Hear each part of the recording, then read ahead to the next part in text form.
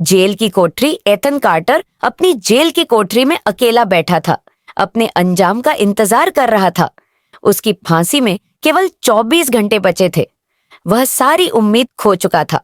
तभी एक गार्ड ने सलाखों के नीचे से एक लिफाफा सरका दिया। कोई तुम्हारा प्रशंसक है कार्टर? गार्ड ने ताना मारा। एथन ने उसे नजरअंदाज किया। कांपते हाथों से उसने पत्र खोला। पत्र अंदर लिखे शब्दों ने उसकी धड़कन तेज कर दी। एथन, तुम मुझे नहीं जानते, लेकिन मैं तुम्हें जानता हूँ। मुझे पता है कि उस रात क्या हुआ था, और मुझे पता है कि तुम निर्दोष हो। मैं वहां था, मैंने असली कातिल को देखा था। अगर तुम सच जानना चाहते हो तो मुलाकात कक्ष में मुझसे मिलो। तुम्हारे पास ज्यादा समय नहीं है, न कोई नाम न कोई पता, सिर्फ एक चेतावनी। समय के खिलाफ दौड़ एथन ने सलाखों पर मुक्के मारे। मुझे अपने वकील से मिलना है अभी। वार्डन ने सिर हिलाया।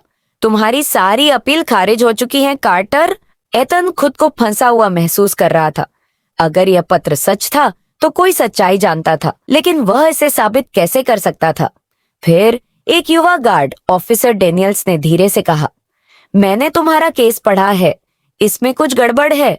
मैं तुम्हें मुलाकात कक्ष तक ले जाऊंगा, लेकिन उसके बाद तुम अकेले हो। एथन मुलाकात कक्ष में बैठा इंतजार कर रहा था। उसका नाम एलेना ग्रेव्स था। उसने एथन की ओर एक तस्वीर सरका दी। एथन का दिल धड़क उठा। तस्वीर में चेहरा उसके भाई लुकास का था। उसने तुम्हें फंसाया है, एलेना ने कहा। एथन के हाथ कांपने लगे। लुकास, उसका अपना भाई? मैं सालों पहले बोलना चाहती थी, लेकिन लुकास ने मेरी बेटी को मारने की धमकी दी। मैं भाग गई, लेकिन अब मैं तुम्हें उसकी गलती की सजा नहीं भुगतने दूंगी। एथन ने गुस्से में कहा, तुम मेरी मदद करो। एलेना ने सिर हिला दिया।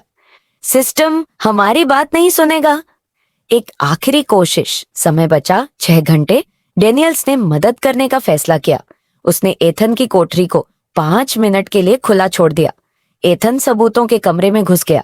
वह तेजी से ढूंढने लगा, और फिर उसे कुछ मिला। हत्या की रात की सुरक्षा फुटेज। टाइम स्टैम्प 20 मिनट पीछे था।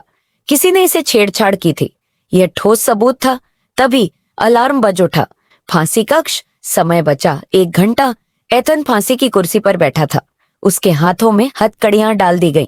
एक पादरी उसकी अंतिम प्रार्थना पढ़ने लगा। डेनियल्स धीरे से फुसफुसाया, मैंने कोशिश की, पर कोई सुनने को तैयार नहीं। तभी एलेना, वह एक लैपटॉप पकड़े दौड़ती हुई आई और चिल्लाई, मेरे पास सबूत हैं, वह निर्दोष है। फांसी देने वाला रुका। गवर्नर को बुलाया गया। लंबी चुप्पी के बाद वार्डन ने आदेश दिया, रुको। नया जीवन। 1 हफ्ते बाद एथन जेल के गेट के बाहर खड़ा था। 10 सालों बाद पहली बार वह आजाद था। डेनियल्स ने पूछा, अब क्या करोगे? एथन ने गहरी सांस ली और कहा, अपने भाई को ढूंढूंगा। अंधेरा छा जाता है।